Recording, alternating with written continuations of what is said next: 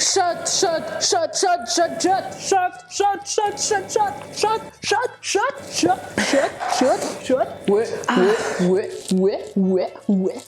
Ah, elle pique la gorge ton eau, hein, putain. C'est de la Contrex, non? Et nous allons danser la danse du Limousin. Non, vraiment pas, non. Oh, pas très sport. Pas très sport. J'adore les assos étudiantes.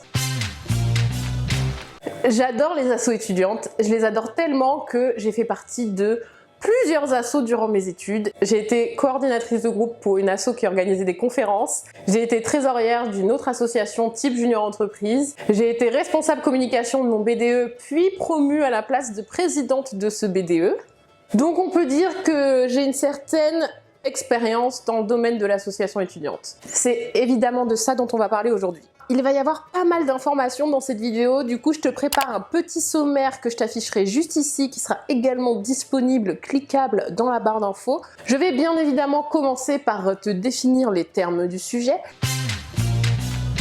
Donc les assos étudiantes, c'est un regroupement d'étudiants qui sont sous le statut d'association, donc c'est un vrai statut juridique, et ce regroupement a un objectif commun, un sujet commun. Alors oui, c'est hyper large comme définition, mais tu vas comprendre pourquoi. En tout cas, une association, ça apporte beaucoup de valeur à l'école parce que du coup, tu vas pas juste à l'école pour aller te faire chier en cours. Alors ok, on se fait pas toujours chier en cours, mais t'as compris l'idée quoi. Tu vas aller à l'école aussi pour participer à cette vie associative, ça fait vivre l'école, ça rend une école plus attrayante, etc., etc. Et toi en tant qu'étudiant, faire partie d'une association, ça va te permettre de développer de nouvelles compétences que tu vas pouvoir mettre en avant plus tard dans ton parcours professionnel.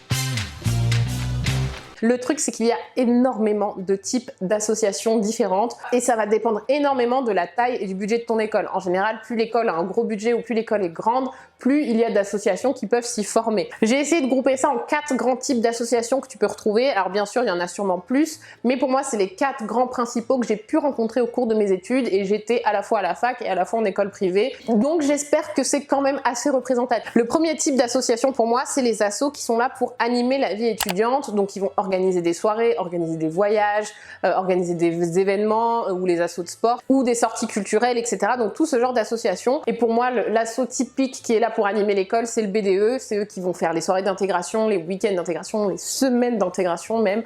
Beaucoup d'intégration là-dedans, les soirées, etc., etc. En général, les gens du BDE, tu les connais. C'est pas forcément les stars de l'école, mais un peu quand même parce qu'en gros, ils connaissent un peu tout le monde parce qu'ils sont obligés de connaître tout le monde. C'est un peu leur rôle en tant que BDE, tu vois. Le deuxième gros type d'association que tu peux rencontrer, c'est les assos qui vont être là plutôt pour professionnaliser les élèves. Donc c'est des assos où par exemple tu vas avoir des projets rémunérés avec des réelles entreprises, des réels clients, où tu vas travailler réellement, tu vas même pouvoir être rémunéré sur ces missions, ça existe.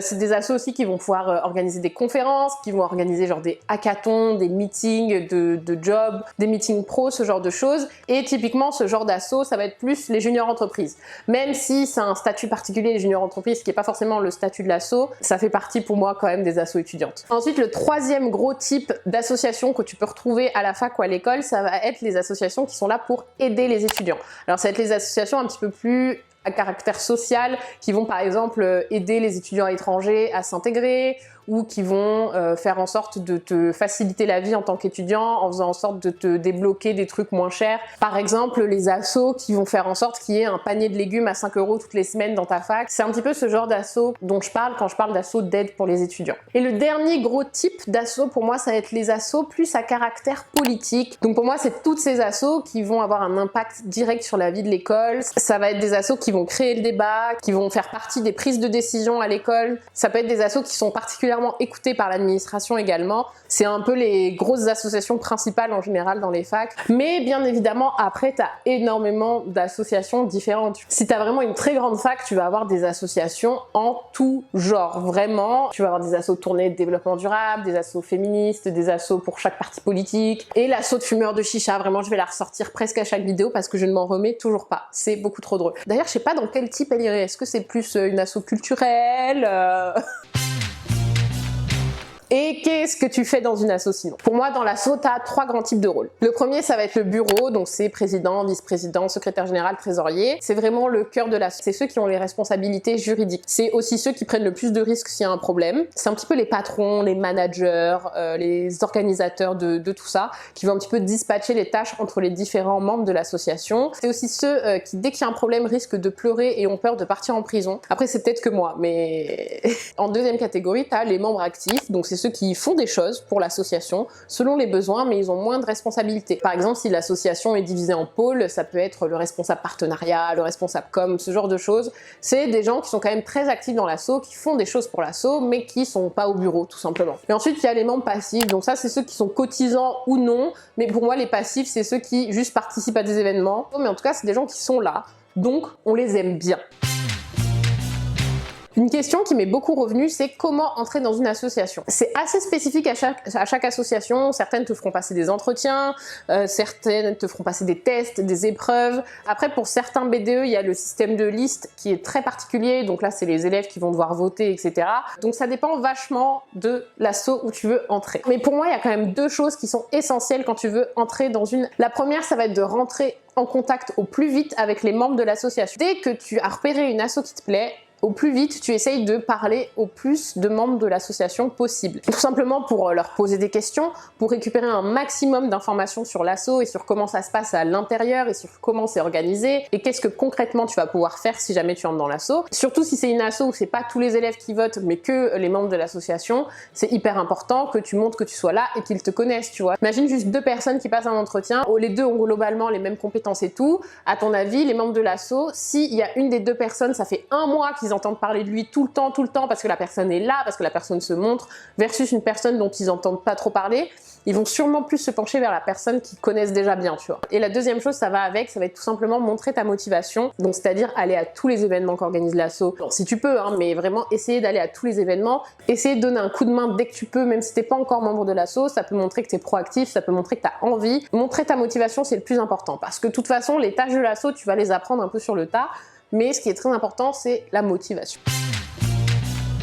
Il y a une grande question à te poser avant d'entrer dans une asso, c'est est-ce que je suis prêt à m'y mettre vraiment? Et pas juste par principe, tu vois. Faut pas aller dans une asso juste parce que ça fait bien d'aller dans une asso.